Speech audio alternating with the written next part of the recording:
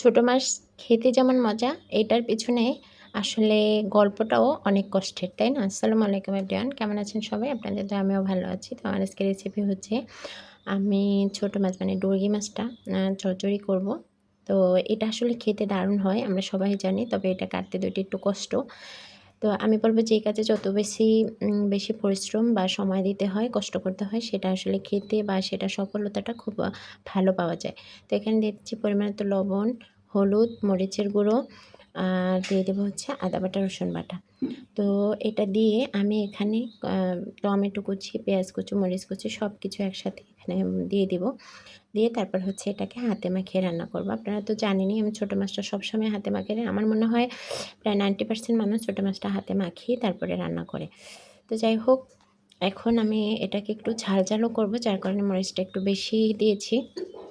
এখন হাতে মাখিয়ে নিচ্ছি। তো বলব যে হাতে মাখানোর সময় যে এত সুন্দর একটা ঘ্রাণ আসে, যেটা হচ্ছে আপনার মনে হবে যে এরকমই খেয়ে ফেলি। তারপর হাতটা ধুয়ে বা হালকা একটু পানি দিয়ে দেবো। আর অন্য দিনে তো আমি একটু মাখো ঝোল রাখি। আজকে কোনো মাখো ঝোল রাখবো না। আজকে আমি একবারে এটা শুকিয়ে ফেলবো। তো এখানে তেল দিয়ে দিচ্ছি পরিমাণ মতো। তেল দিয়ে আমি চুলার জালটা বসিয়ে দেবো।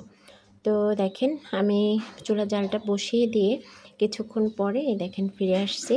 এটার বলক চলে আসতেছে আর কালারটাও আস্তে আস্তে মাশাআল্লাহ মানে চেঞ্জ হচ্ছে, মানে হচ্ছে কালারটা গ্রো করতেছে। তো এটাকে মাখিয়ে এখন আমি আবারও নেড়েচেড়ে উপরে নিচের মাছ যাতে কাঁচা না থাকে সেজন্য নেড়েচেড়ে আমি আবারও হচ্ছে দমে দিয়ে দেখেন আবার ফিরে আসছে। একটু পরপর নেড়ে দিতে হবে আর নাড়াটা একবারে আলতো হাতে দিতে হবে যাতে ভেঙে না যায়, কেননা এই মাছটা ভেঙে যাওয়ার সম্ভাবনা থাকে। তো এই তো মাছ রান্নার আর কিছু কোনো টিপসই নেই, শেষের দিকে চলে আসছে। এখন আমি এটাকে শুকিয়ে ফেলা পর্যন্ত অপেক্ষা করব। অনেকটা শুকিয়ে গেছে। তো এই অবস্থায় আমি এখানে একটু ধনিয়া পাতা দিয়ে দেবো। দেখেন কতটা শুকিয়ে গেছে, নিচ দিয়ে একবার লেগে আসছে। এই অবস্থায় ধনিয়া পাতাটা দিয়ে দেবেন। আর ধনিয়া পাতা না দিলে এই মাছটার স্বাদটা আসলে ওরকম পাওয়া যায় না যে কোনো ছোটো মাছে। তো ধনিয়া পাতার সিজনটা তো একবারে শেষের দিকে, এখন মাঝে মধ্যে পাওয়া যায়। তারপরেও আমি হচ্ছে সবসময় কালেক্ট করে রাখার চেষ্টা করি। বাজারে থাকলে তো আমার ঘরে থাকবে ইনশাল্লাহ। তো দেখেন এখন ধনিয়া পাতাটা দিয়ে আমি হচ্ছে মাছ রান্নাটা শেষ করে ফেললাম। আপনাদেরকে ফাইনাল লুক দেখাবো। তার আগে বলি, ভিডিওটি যদি ভালো লেগে থাকে তাহলে হচ্ছে অবশ্যই লাইক, কমেন্ট, শেয়ার দিয়ে আমাদের পাশে থাকবেন।